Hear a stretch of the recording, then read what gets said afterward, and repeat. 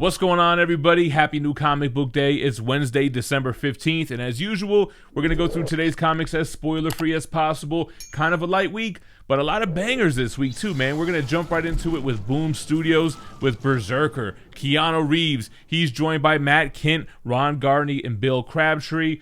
Love this series. Very strong issue. I really liked kind of this flashback on the BRZRKR character with one of his war buddies during a war, and him kind of help bringing him to safety and how he's healing. Heavy Wolverine vibes back in the wartime, and just a little flash forward on what's going on in real time. What is the corporation who's looking into his past really up to?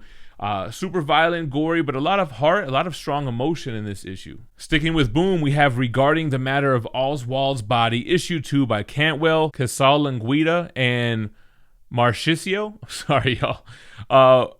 I don't really know what the hell's going on with this book, man. It feels kind of disconnected from issue 1. Issue 1 was like recruiting a team for a heist type of movie, and in this issue, it's like the team is together, but like I don't know what they're doing, what's going on, what's the point, what's the premise. I'm totally lost on this, and probably gonna drop it. Moving over to Dark Horse, we have Jeff Lemire's Mazebook with issue 4. Amazing book. A lot of Jeff Lemire in this short week, too. My man is in the maze. He's in this kind of dream-like place. It might be real. It might not be real. He's got the tattoo of the maze on his arm, and he's with the dog, the deceased dog from his neighbor's photo that he saw when he was in her apartment, and she was kind of helping him out. I really like this. Very unique type of paneling here as you're following the maze throughout the pages. I thought it was really fun and interesting. He's running into a little bit of a roadblock on the way to try to find his daughter. Such great emotion conveyed in Jeff Lemire's artwork. Even though he has that scratchy type of watercolor style, it really works and it really helps tell the story along with his writing. Great issue to a great series. Last time it was out, it got Pick of the Week. It almost got it this week. Moving on over to Image, so I didn't get to read Time Before Time issue 8. Image was kind of slacking on the PDFs this week. They didn't include that, and they didn't include Spawn 5, or King Spawn 5, I should say. But luckily, I was at my shop, and he happened to mention it was out, so I picked it up in a physical copy, and man, I've been missing out reading this digitally. It hits so much harder reading this physically. The cardstock cover is great. The high gloss pages are great. And this was also kind of similar to BRZRKR in the sense of it's Al Simmons back in wartime before he was Spawn, connecting this to, is it Terry Wynn? Jason Wynn. The guy who's basically responsible for his death, along with Priest, kind of reliving, I don't know if I want to say retconning. It's kind of looking at the death of Al Simmons in a different way here. So that was really interesting, kind of leading up to this new threat that's emerging at the end of King Spawn.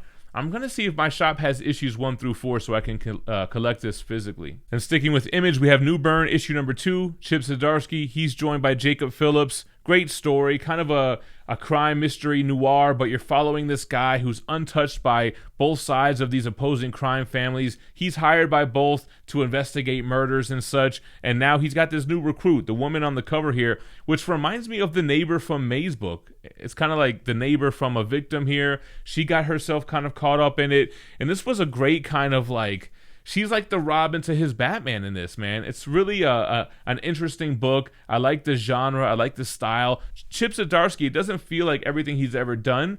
It feels unique and different even for him in a good way. I like it. I think it's an interesting, intriguing story so far. Then we have Primordial, issue number 4. Also Jeff Lemire with Andrea Sorrentino and Dave Stewart.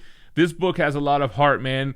Seeing these animals, these cosmic animals that were sent out into space during the space race, talk and communicate with each other, trying to find their way back home. They got caught up in some type of different plane of existence out there in outer space. It's not what the people on Earth were led to believe what happened. So great storytelling. The paneling is amazing by Andrea Sorrentino. So the art is amazing. And the story is just interesting. You want to figure out who's behind this. What type of plane are these animals on? Will they find their way home? And what's going on down on Earth? Because they seem to know what's going on, but don't want the public to find out. So we'll see. Moving on over to Marvel Comics, we have Wastelanders Wolverine issue number 1. This one's by Donny, Mustafa, and Menon. This feels like a direct sequel to Mark Millar's Old Man Logan. I didn't read the other Old Man Logan that came out years later and had its own series, and I feel like it went to like 50 issues or so. This kind of just feels like it just acts like that never happened, and it's a sequel to the original Old Man Logan. So it was cool, man. Him kind of toting this baby Hulk around. A threat from the original story comes back into play here. I liked it. I thought it was exciting. And speaking of books that are exciting, this isn't one of them, man. Eternals issue 8, Kieran Gillen, Esad Ribic, and Matthew Wilson. This series has always been a little bit on the slower side, but I'm sticking with it. I kind of dig it. I like how imposing Thanos is here, trying to get a new body from the machine. It's a little bit confusing, but it's a little bit easier to follow after having watched Eternals. And now when we're saying Phastos and when we're talking about Thena and all the characters, you kind of correlate to who they were in the movie. The plot here is a little unclear. There's a lot of kind of like intermingling with deviants that haven't transformed all the way to monsters, and having like love affairs with Eternals, which is forbidden because that's kind of what led to the birth of Thanos to begin with. It's all right. Then we have The Thing, issue number 2 by Walter Mosley, Tom Riley, and Jordi Belair. Nah, man. This book isn't for me. I'm trying to remember what even happened in this book. Oh, that's right. So Thing's battling this guy who kind of is giving me Bane vibes. He has this kind of power of light that if like he punches your arm will go numb. And Thing ends up in this underground city. It reminded me of Venom Lethal Protector. Same premise. This city in New York that's underground, this city, and it's like these people that have been cast away. I don't know. It's kind of a weird book. Speaking of weird, we have Hulk number 2 by Donny Cates, Ryan Ottley, and Frank Martin. So it feels like Donny Cates' book in the scope of the pacing, of the way that he's telling the story.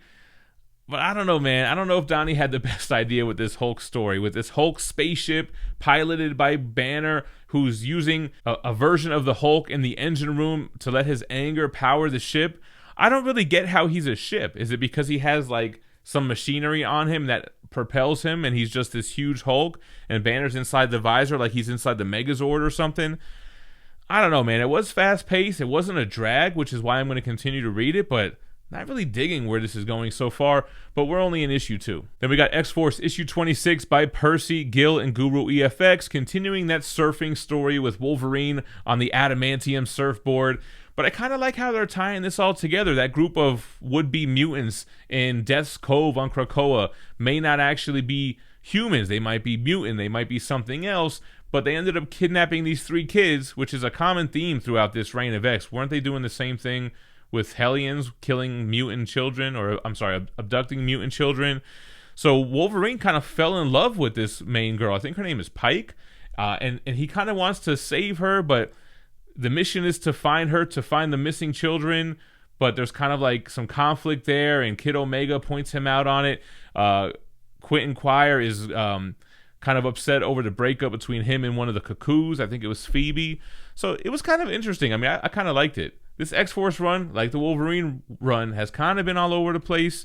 This little story came out of nowhere, but it was all right. And then lastly, from Marvel, we have The Amazing Spider-Man issue 81. This is by Ahmed, Gomez, and Valenza.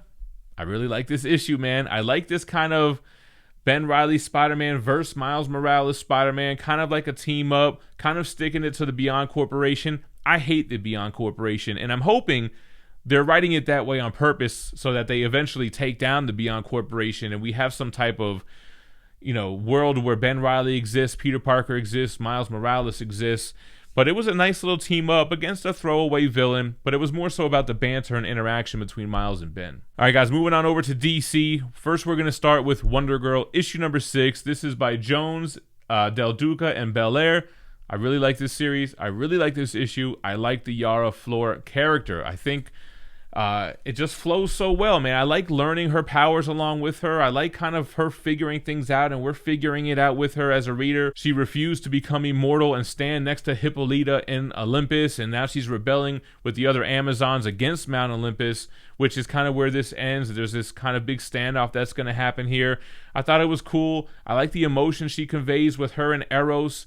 He basically tried to groom her and turn her into Olympus, and she was really in love with him. I don't know. It was kind of interesting, her being locked up in the cage and how she breaks free. The fighting stuff was fun. So yeah, I really have been enjoying this series. All right, guys, only 3 books left, and really it's kind of like a triple tie for pick of the week, but I did crown one for pick of the week. Let me hide it real quick so you don't see it. So the first book we're going to talk about is Batman and Robin, issue 203 by Jeff Lemire and Wynn. Really like this issue. The relationship between Bruce Wayne and Dick Grayson. Alfred kind of playing the mother figure here, getting him out of trouble at school. The way that Bruce is treating him and training him as this soldier. Taking him on his birthday to the Watchtower to meet the Justice League, to meet all the Justice League sidekicks, which would become Teen Titans, how that interaction went down, and the mission debrief at the end was super dope, man. Very strong series. I love this issue. I thought it was going to be Killer Croc heavy by the cover, and I was kind of like, after Reptilian, I don't really want to see Killer Croc for a little bit. But this was a really strong issue. I really wanted to give it pick of the week, just like with Batman the Imposter, Book 3 from DC Black Label. This is from Mattson, Tomlin, Andrea Sorrentino, and Jordi Belair.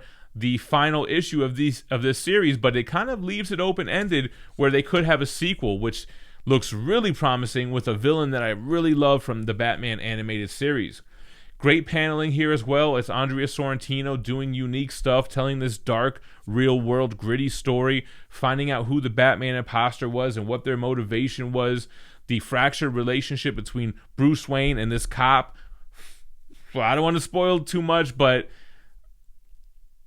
Batman gets involved somehow, and the explanation on why Batman does what he does, I don't know. It was super interesting. It felt like a movie. It was cinematic in scope. It was real world.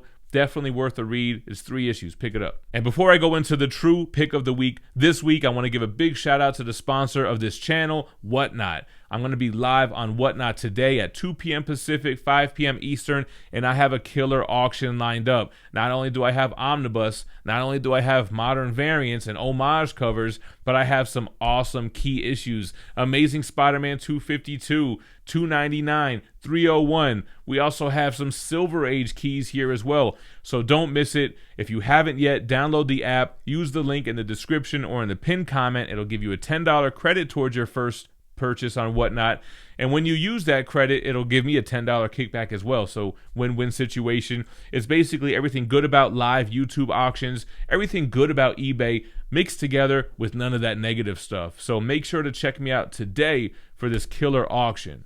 And now on to my pick of the week, The Joker, issue number 10, James Tynion IV Rosenberg along with Francavilla.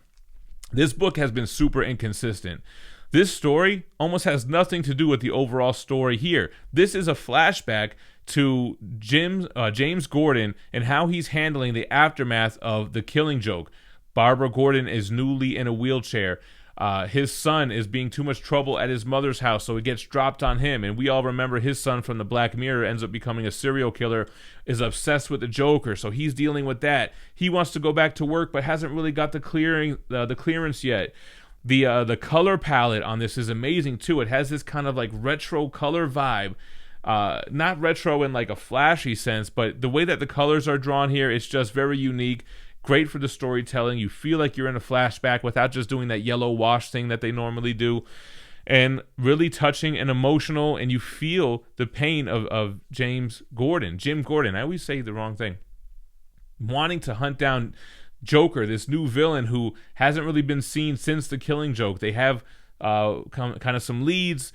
Maybe it's the real deal, maybe it's an imposter, but he wants to try to track it down. His family doesn't feel safe. It's super intense, and it's unfortunate that this is not like the real storyline here. The real storyline is dealing with clones and this Bane clone named Vengeance and all this weird stuff, trying to hunt down and kill Joker. But this was a great flashback, super strong issue. But the punchline backup was super boring and not worth it. Not worth the $6 cover price to include that backup, but the main story was super strong. All right, guys, that's today's new comics. Let me know which comics that you guys are looking forward to in the comments down below. Thanks for watching. Stay minty fresh. Peace.